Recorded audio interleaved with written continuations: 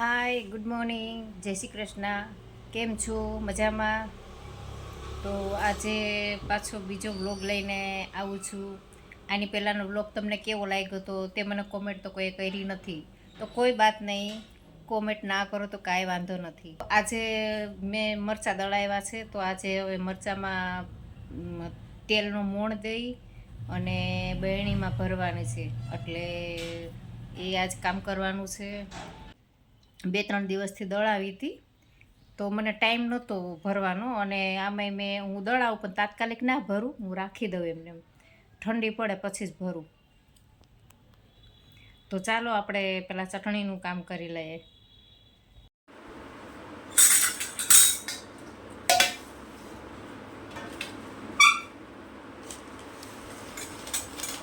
તો હું આવી રીતે ચટણી રાખું છું. પેલું સ્ટીલનું તગારું આવે છે ને, એમાં ખુલ્લી રાખી દઉં એટલે ઠંડી પડી જાય. ગરમ ગરમ તો બરણીમાં ના ભરાય, નહીંતર આખું વરસ આપણે આ ચટણી રાખવાની હોય તો ખરાબ થઈ જાય. એટલે આવી રીતે હું 2-3 દિવસ બહાર રાખું, અને પછી બીજા વાસણમાં આવી રીતે હું થોડીક ચટણી કાઢું અને એમાં તેલ નાખું અને પછી એ ચટણી હું મિક્સ કરું છું. મિક્સ કરી અને પછી જ હું બરણીમાં ભરું છું. અને અમે જો કે વધારે કાશ્મીરી લાલ મરચું જ ખાઈએ છીએ, એવું તીખું આવે છે એ અમે નથી ખાતા. પટ્ટો આવે છે, પછી ગોલર આવે છે, એ મીડિયમ તીખું આવે છે, તો એ મરચું તો હું નથી લેતી, હું કાશ્મીરી જ લઉં છું. તો આ જો આખા તગારામાં આટલી બધી ચટણી તમને દેખાય છે, એ આખું કાશ્મીરી જ મરચું છે. આમાં કોઈ પણ ભેળસેળ મેં કર્યો નથી. અને અલગથી બીજી ચટણી 1-2 કિલો હું તીખું લઉં છું, તો એ હું પાછી અલગ રાખું છું. તો આપણું કામ સ્ટાર્ટ કરીએ છીએ. આમાં થોડીક પહેલાં ચટણી નાખી છે, અને એમાં આપણે તેલ નાખશું થોડું, અને પછી એમાં મિક્સ કરશું.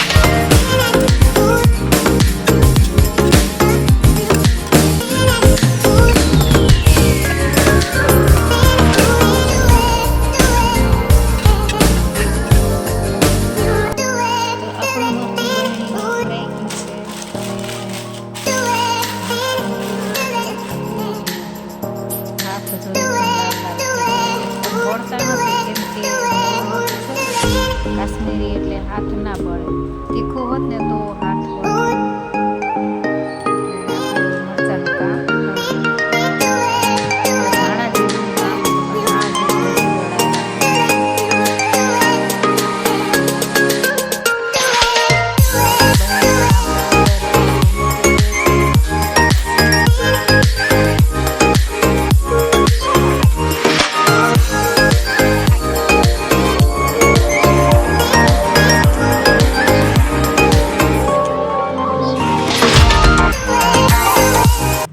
અમારું કિચન બહુ મોટું નથી, બહુ નાનું છે.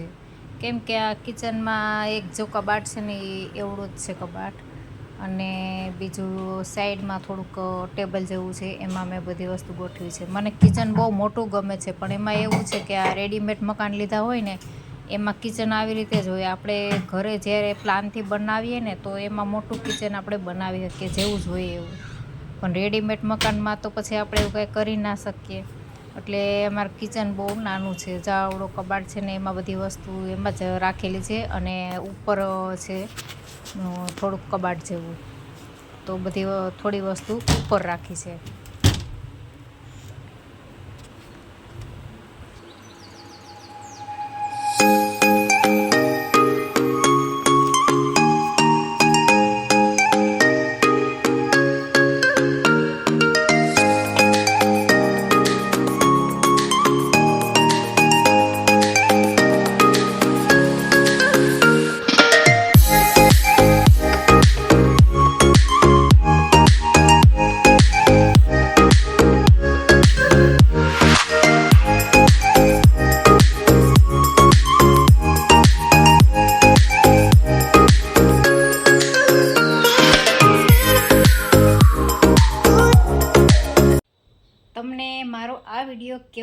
છે તો લાઈક કરજો, શેર કરજો અને કોમેન્ટ તો ના કરતા. કોમેન્ટ આવતી નથી એટલે મેં આની પહેલાંના વિડીયોમાં પણ કીધું છે કે કોમેન્ટ આવતી નથી એટલે હું કોમેન્ટનું નહીં બોલું.